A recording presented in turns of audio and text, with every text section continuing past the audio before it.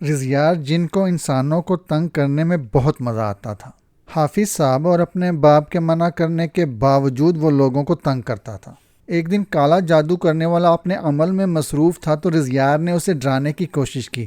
وہ نہیں ڈرا تو رضیار اس کے منہ پر پاؤڈر پھینک کر بھاگ گیا، لیکن وہ عامل اس کے پیچھے پڑ گیا۔ پھر کیا ہوا یہ آپ اس کہانی میں جانیے۔ رضیار جن۔ صبح کے وقت میں حافظ صاحب کے پاس بیٹھا قرآن پاک پڑھ رہا تھا۔ کچھ دیر سبق دہرانے کے بعد چھٹی ہو جانی تھی۔ اس وقت میرے علاوہ وہاں کافی بچے تھے۔ میرے برابر میں ایک لڑکا یوسف بھی بیٹھا بڑی دل جمی کے ساتھ ہل ہل کر سبق پڑھ رہا تھا کہ مجھے ایک شرارت سوچی اور میں نے فوراً اس کی ٹوپی غائب کر دی۔ میں نے بجلی کی سی تیزی کے ساتھ یہ عمل کیا تھا، اس لیے کسی کا بھی دھیان میری طرف نہ گیا۔ وہ سر پر ہاتھ مار کر ہونگ سا ادھر ادھر دیکھنے لگا۔ میری ٹوپی کہاں گئی؟ ابھی تو میرے سر پر تھی۔ اس نے یہاں وہاں دیکھنا شروع کیا، پھر اونچی آواز میں بولا، میری ٹوپی دیکھی ہے کسی نے؟ یوسف کی آواز سن کر بچوں میں قدرے ہلچل مچ گئی۔ نہیں، ہم نے نہیں دیکھی، ادھر ادھر سے آوازیں آنے لگی۔ بچوں کا شور سن کر حافظ صاحب بھی آ گئے۔ کیا ہوا ہے بچوں، اتنا شور کیوں مچایا ہوا ہے؟ میں جو بڑے مزے سے بیٹھا اس صورتحال سے لطف اندوز ہو رہا تھا کہ حافظ جی کو دیکھ کر سٹ پٹا گیا۔ یوسف کے بتانے پر حافظ جی فوراً بانپ گئے کہ یہ یقیناً میرا ہی کارنامہ ہے۔ انہوں نے آنکھوں کے اشارے سے مجھے ٹوکا۔ میں نے فوراً سے ٹوپی یوسف کی پچھلی سائڈ پر رکھ دی۔ ٹوپی ملنے پر ایک بچہ بولا، تمہارے پیچھے ہی پڑی تھی یوسف، تم نے دھیان سے دیکھا ہی نہیں؟ میں نے دیکھا تھا لیکن مجھے نظر نہیں آئی، یوسف بولا۔ بچوں، ٹوپی مل گئی ہے تو اب بحث کرنے کی ضرورت نہیں، تم لوگ اب چھٹی کرو اور گھر جاؤ، اور تم گھر جانے سے پہلے میری بات سن جانا، حافظ جی نے میری طرف اشارہ کرتے ہوئے کہا۔ جی حافظ صاحب، میں نے مری مری آواز میں کہا۔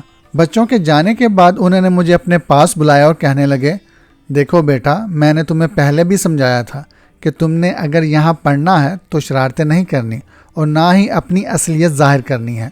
ایسا کرو گے تو باقی بچے خوف زدہ ہو جائیں گے۔ اب اگر تم نے ایسی حرکت کی تو میں تمہیں نہیں پڑھاؤں گا، سمجھے تم؟ جی میں آئندہ اس بات کا خیال رکھوں گا، میں ادب سے بولا۔ ٹھیک ہے، تم جا سکتے ہو۔ ان کے کہتے ہی میں وہاں سے فوراً غائب ہو گیا۔ میں جو کہ بہت مزے سے ہوا میں تیرتا ہوا جا رہا تھا کہ اچانک میری نظر ایک شخص پر پڑی۔ اس کا سر بالوں سے خالی تھا اور وہ کچھ سامان پکڑے اپنے گھر کی جانب رواں تھا۔ اس کی ٹنڈ دیکھ کر میری رگے شرارت پھڑک اٹھی۔ اسی شخص کے پیچھے ایک اور آدمی بھی چلا آ رہا تھا۔ میں نے ایک زوردار تھپڑ اس کے سر پر مارا۔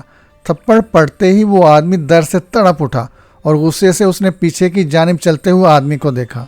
تم نے میرے سر پر تھپڑ مارا؟ ہاں، وہ غصے سے بولا۔ دوسرے آدمی نے بوکھلائے ہوئے انداز میں کہا، ارے بھائی کیا ہو گیا ہے، میں آپ کو کیوں تھپڑ ماروں گا؟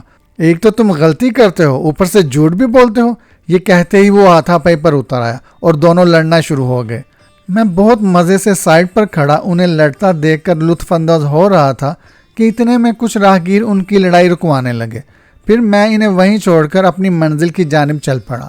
حافظ صاحب کے گھر پہنچ کر میں نے انسانی شکل اختیار کی اور اندر داخل ہو گیا۔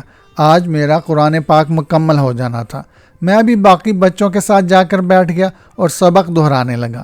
اتنے میں آسمان پر کالے بادل چھا گئے اور باہر بارش برسنے لگی۔ بارش کے برسنے کی وجہ سے بچوں کو لیٹ چھٹی ہوئی اور باہر اندھیرا چھا گیا۔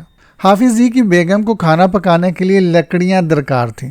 میں چونکہ ابھی وہیں تھا تو میں نے کہا، میں لا دیتا ہوں آپ کو لکڑیاں۔ ان کے منع کرنے کے باوجود میں 2 منٹ میں پورے مہینے کی لکڑیاں اٹھا لایا اور ساتھ میں لالٹین کا تیل بھی۔ وہ مجھے اتنی جلدی اتنا سب کچھ لاتے دیکھ کر حیران رہ گئیں۔ تم اتنی جلدی اتنی ساری لکڑیاں کیسے لے آئے؟ حافظ صاحب کی بیگم نے کہا، میرے لیے یہ بہت معمولی کام ہے، ویسے بھی آپ میرے استاد محترم کی بیوی ہیں تو آپ بھی میرے لیے بہت قابل احترام ہیں۔ اب چونکہ میرا قرآن پاک مکمل ہو چکا ہے تو میں ہمیشہ کے لیے جا رہا ہوں، اور حافظ صاحب اور آپ کے لیے میری طرف سے مٹھائی کا ٹوکرا اور کچھ یہ نایاب زیورات کے تحفے کے طور پر چھوڑ کر جا رہا ہوں۔ حافظ جی کی بیگم کو حیران و پریشان چھوڑ کر میں فوراً باہر نکل کر وہاں سے غائب ہو گیا۔ میں رضیار ایک جن زاد ہوں۔ میں اپنے ماں باپ کے ساتھ باگا ناشی قبیلے میں رہتا ہوں۔ ہم جن چونکہ ویران جگہوں پر یا کسی بھی سوراخ کے اندر پورے قبیلے کے ساتھ آباد ہو سکتے ہیں، ہم لوگ آج کل ایک درخت کے اندر موجود سوراخ میں رہائش پذیر ہیں۔ ہمارا پورا قبیلہ اس میں بآسانی سمایا ہوا ہے۔ گھر جاتے ہی ابا کو میری شرارتوں کا علم ہو چکا تھا، سو میرے پہنچتے ہی انہوں نے مجھے اپنی عدالت میں بلا لیا۔ تمہیں 1000 مرتبہ کہا ہے کہ آدم زادوں سے دور رہو، ان سے ہمارا دور رہنا ہی بہتر ہے، ورنہ وہ تمہیں نقصان بھی پہنچا سکتے ہیں۔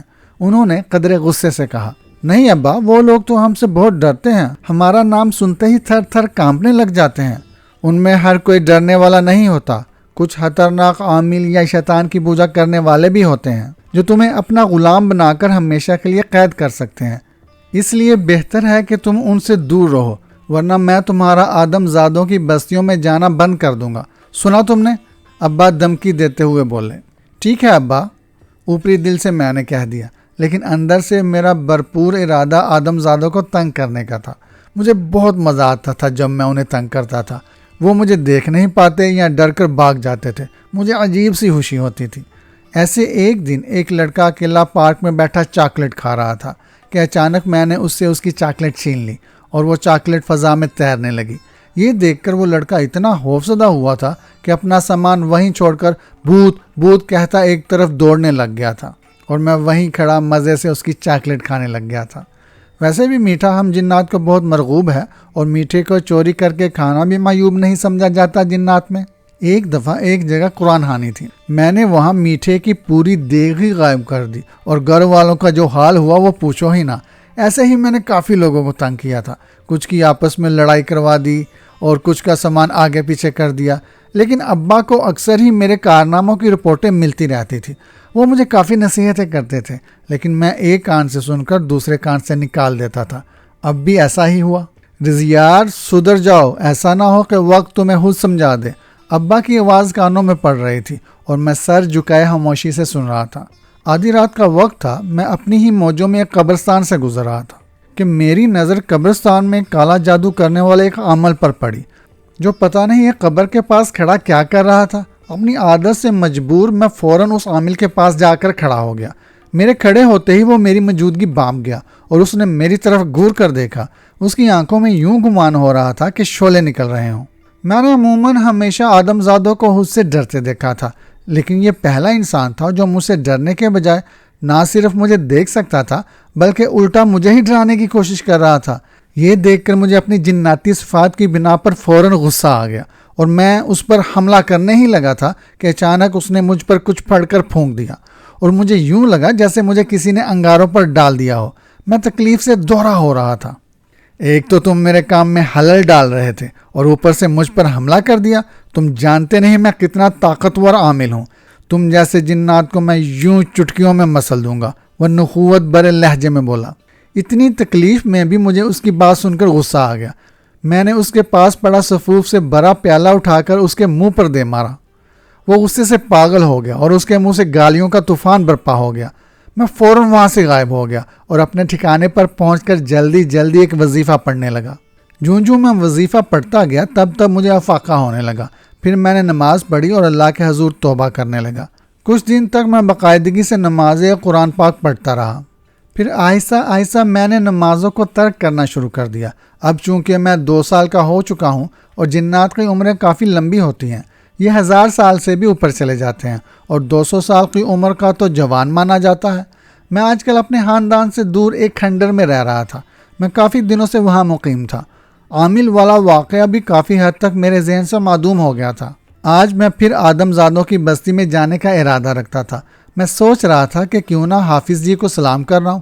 آخر وہ میرے استاد محترم تھے اور قرآن پاک پڑھانے والے کی عزت تو ویسے بھی بہت ہوتی ہے، اور اپنے استاد محترم سے ہی میں نے سنا تھا کہ اگر کسی چیز سے فائدہ اٹھانا چاہتے ہو تو اس کا ادب کرنا شروع کر دو، جیسے کتابوں کی عزت کرنا، اپنے استاد کی عزت کرنا وغیرہ۔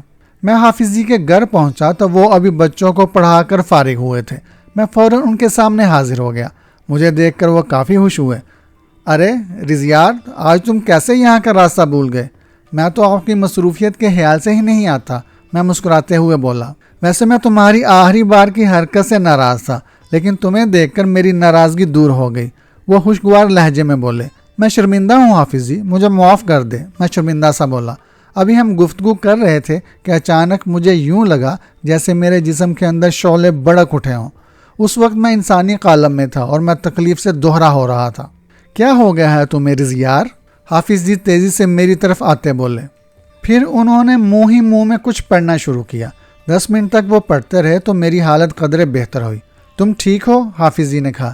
جی میں ٹھیک ہوں، میں خود کو کافی کمزور محسوس کر رہا تھا۔ یہ اچانک تمہیں کیا ہوا تھا؟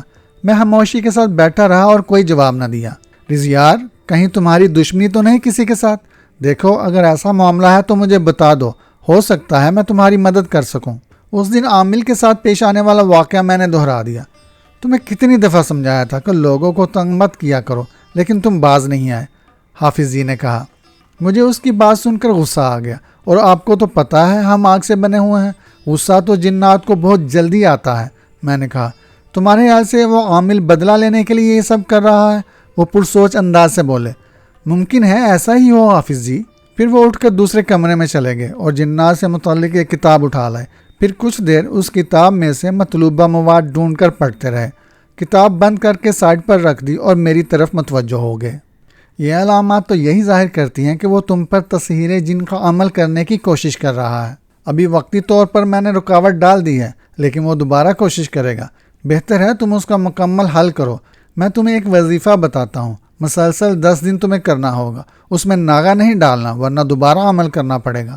اور نماز کی پابندی کے ساتھ ساتھ کسی انسان یا جن کو تنگ نہیں کرنا، خود کو باوضو رکھنا ہے۔ ان کی ہدایات میں نے ذہن نشین کر لی اور اجازت لے کر اپنے ٹھکانے پر آ گیا۔ میں نے وظیفہ کرنا شروع کر دیا تھا۔ ابھی وظیفہ شروع کیے 5 دن ہوئے تھے کہ اچانک مجھے لگا کہ میرے ٹھکانے پر کوئی آ گیا ہے۔ کھنڈر میں 2 لوگ سیر و تفریح کی غرض سے آئے تھے۔ انہیں دیکھ کر گمان تو یہی ہو رہا تھا۔ میں دوبارہ وظیفہ کرنے کی غرض سے بیٹھ گیا۔ ابھی کچھ دیر گزری تھی کہ انہوں نے بھجن گانا شروع کر دیا۔ مجھے ایک دم شدید غصہ آیا اور میں انہیں سبق سکھانے کے ارادے سے آگے بڑھا، لیکن ان کے گرد نادیدہ حصار سے ٹکرا گیا اور دور جا گرا۔ مجھے مزید غصہ آ گیا۔ میں نے پھر ان پر حملے کی کوشش کی، لیکن پھر وہی حال ہوا۔ غصے کی وجہ سے میں کچھ بھی سوچنے کی کیفیت میں نہ تھا۔ میں بار بار ان کے حصار سے ٹکرا رہا تھا، پھر تھک ہار کر بیٹھ گیا۔ جب وقت دیکھا تو وظیفے کا وقت نکل چکا تھا، کیونکہ اسے ایک ہی وقت میں روز کرنا تھا۔ بھجن کی آواز آنا بھی بند ہو چکی تھی۔ میں نے دیکھا تو وہ لوگ بھی جا چکے تھے۔ میرے وظیفے کے دوران حلل ڈالنا ہی ان کا مقصد تھا۔ یقیناً اسی عامل نے انہیں بھیجا ہوگا۔ ابھی میں سوچ رہا تھا کہ اچانک مجھے یوں لگا میں شعلوں میں گر گیا ہوں۔ یہ تکلیف اس دن کی تکلیف سے بھی زیادہ تھی۔ میں ادھر ادھر درد کی شدت سے لوٹ پوٹ ہو رہا تھا۔ کچھ دیر بعد میں ہوش و حواس سے بیگانہ ہو گیا۔ جب مجھے دوبارہ ہوش آیا تو پھر مجھے وہی درد ہونے لگا۔ اس تکلیف کی وجہ سے میں وظیفہ نہ کر سکا اور کچھ دن تک وہ عامل مجھے تسخیر کرنے والے عمل سے خود کا غلام بنانے میں کامیاب ہو گیا۔ اب مجھے اس کے غلام کے طور پر حاضر ہونا تھا۔ آج رہ رہ کر مجھے اپنے ابا کی نصیحتیں یاد آ رہی تھیں، لیکن افسوس ہم اپنے بڑوں کے تجربے اور ان کی باتوں پر عمل نہیں کرتے اور بعض اوقات شدید نقصان اٹھاتے ہیں، اور یہی میرے ساتھ ہوا۔ میں عامل کے سامنے کھڑا بے بسی کی تصویر بنا ہوا تھا اور وہ مجھے بہت غرور اور تمسخر سے دیکھ رہا تھا۔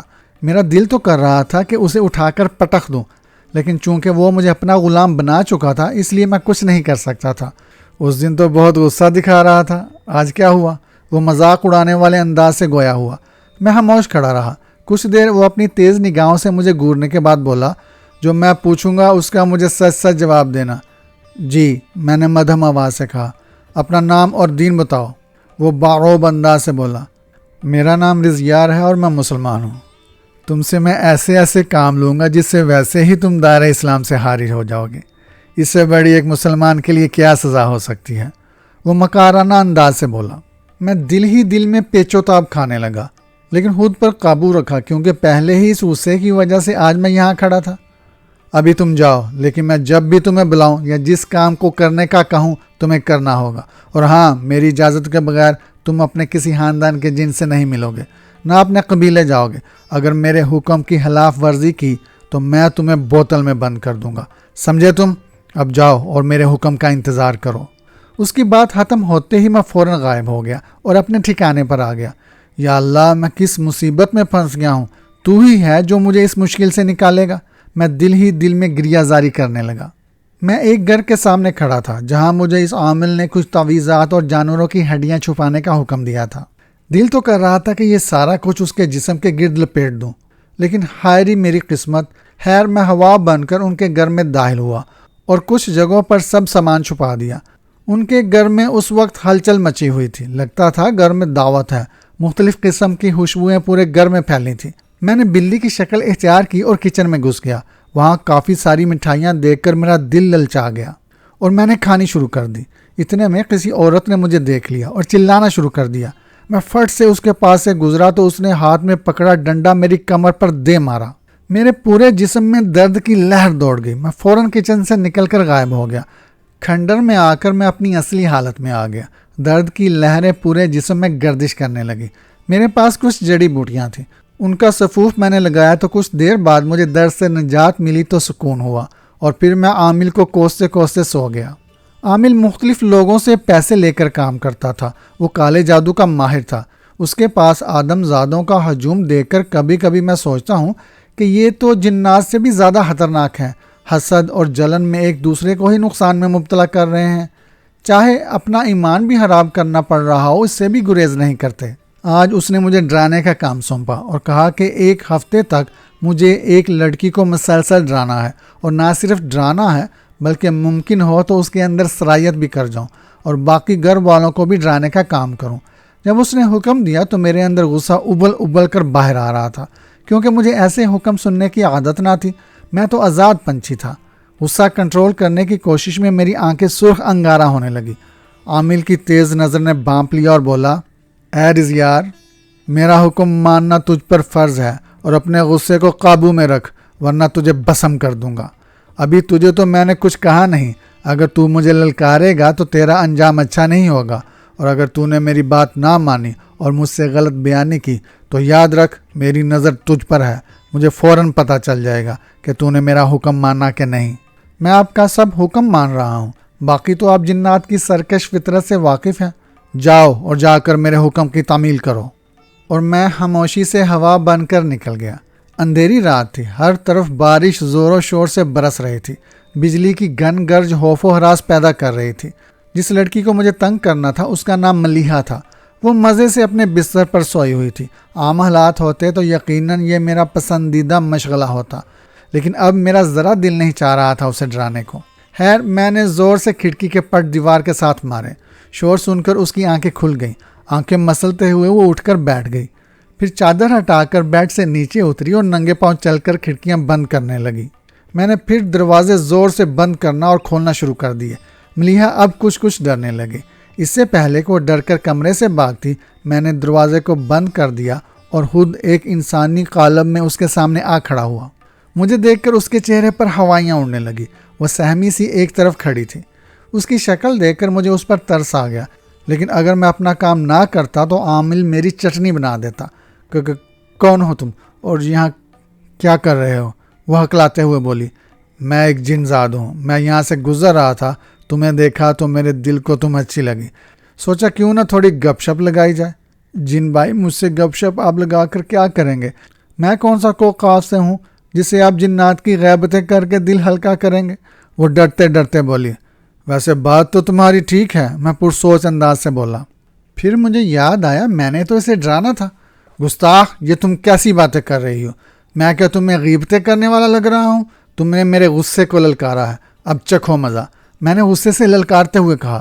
میں نے خوفناک بلے کی شکل اختیار کی اور پورے کمرے کے دروازے کھڑکیاں بجانے شروع کر دیے۔ میں ساتھ ساتھ خوفناک آوازیں نکالنے لگا۔ ملیحہ دونوں کانوں پر ہاتھ رکھ کر چیخنے لگی۔ شور شرابہ سن کر اس کے گھر والے دوڑتے ہوئے آئے اور میں فوراً اس کھڑکی سے باہر کود گیا۔ میں دوبارہ جب ملیحہ کو ڈرانے ان کے گھر میں داخل ہونے لگا تو جھٹکا کھا کر دور جا گرا۔ میں سمجھ گیا کہ انہوں نے حفاظت کے حصار قائم کر لیا ہے۔ میں پھر وہاں سے غائب ہو کر فوراً عامل کے پاس پہنچ گیا۔ عامل ابھی اپنے کام سے فارغ ہوا تھا۔ مجھے دیکھ کر چونک پڑا۔ رضیار، تم یہاں کیا کر رہے ہو؟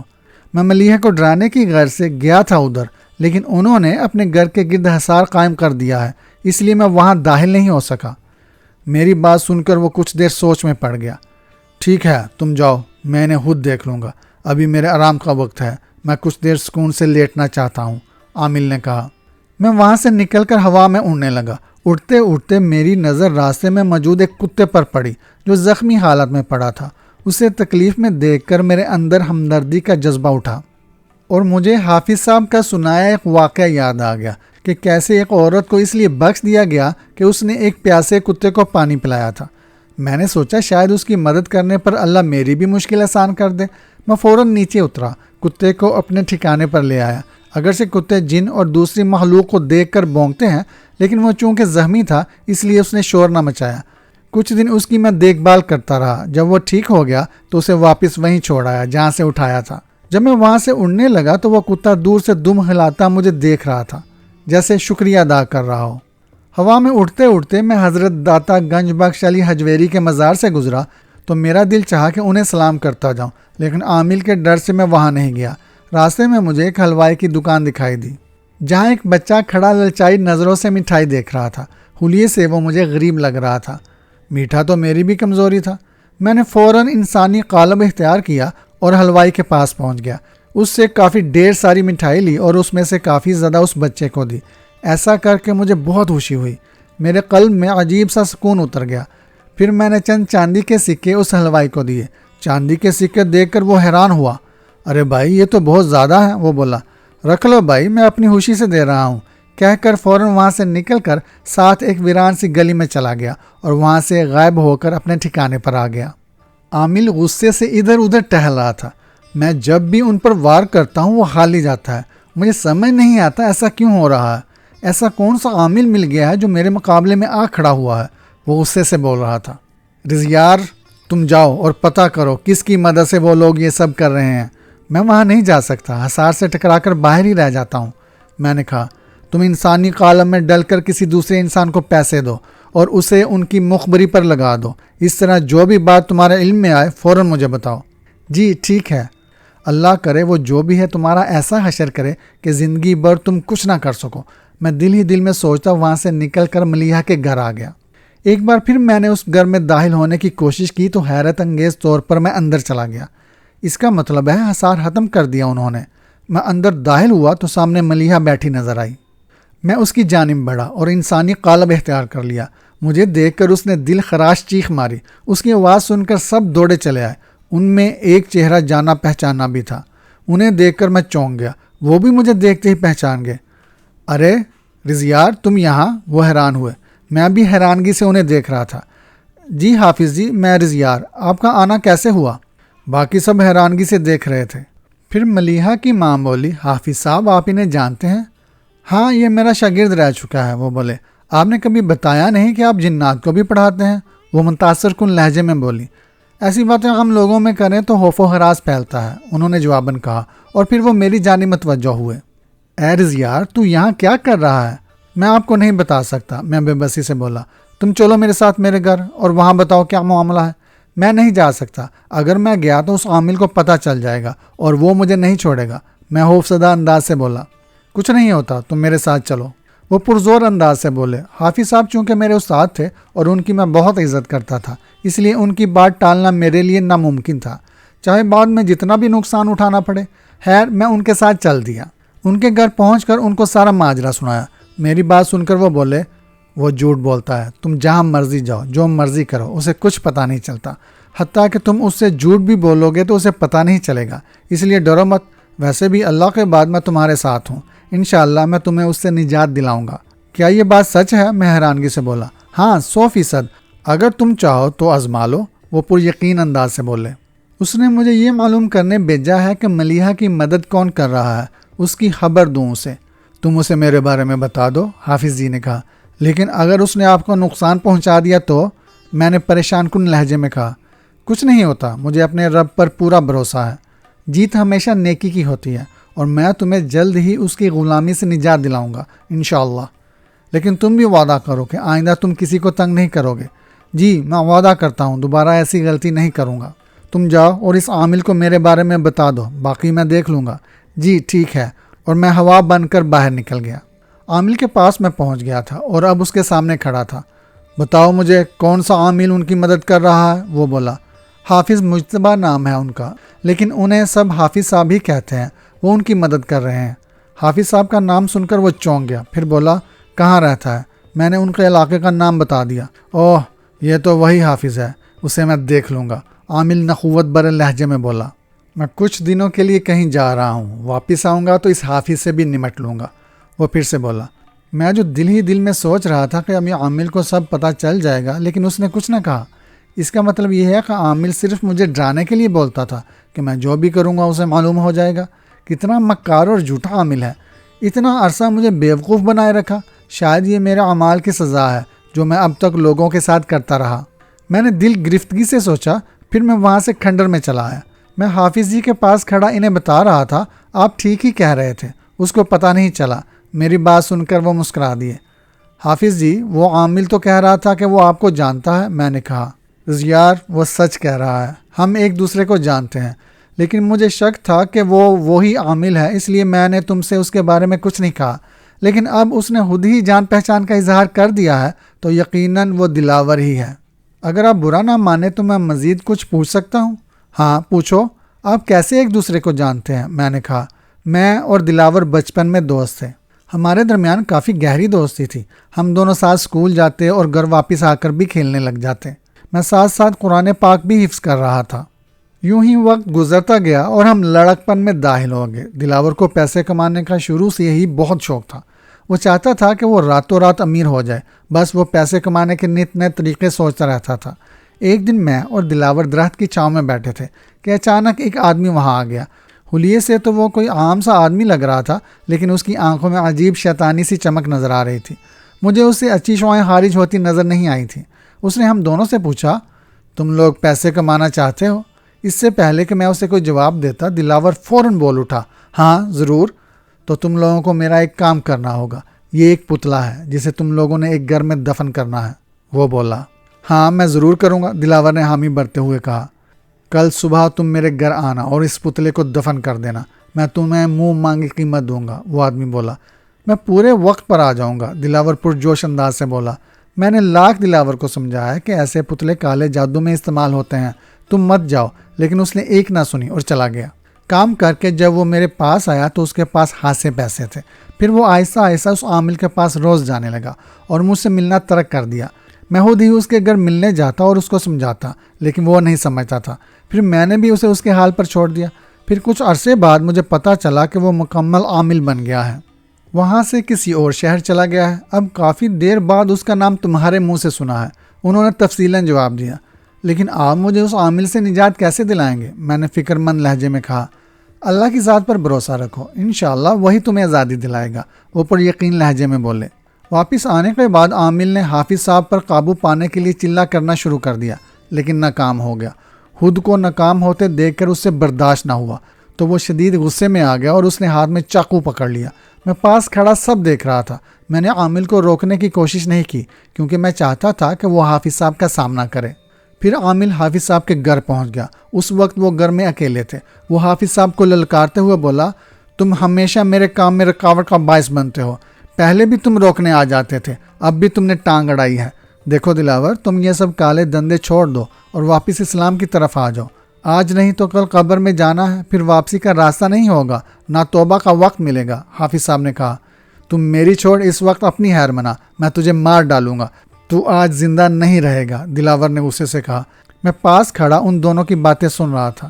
پھر میرے ذہن میں ایک خیال آیا کہ کیوں نہ میں اس عامل کے اندر گھس جاؤں اور خود کو آزاد کرا لوں۔ یہ خیال آتے ہی میں نے اس پر عمل کرنے کا سوچ لیا تھا، جو بھی ہوگا دیکھا جائے گا۔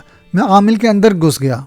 حافظ صاحب چونکہ مجھے دیکھ سکتے تھے، اس لیے انہوں نے مجھے اس کے اندر سرایت کرتے دیکھ لیا تھا۔ حافظ صاحب، اس عامل کے وجود پر میرا قبضہ ہے، میں اس کی سب طاقتیں آزاد کرا دوں۔ حافظ صاحب نے جب یہ سنا تو وہ بڑے حیران ہوئے، پھر بولے کہ اس پر تو کوئی جن قبضہ نہیں کر سکتا۔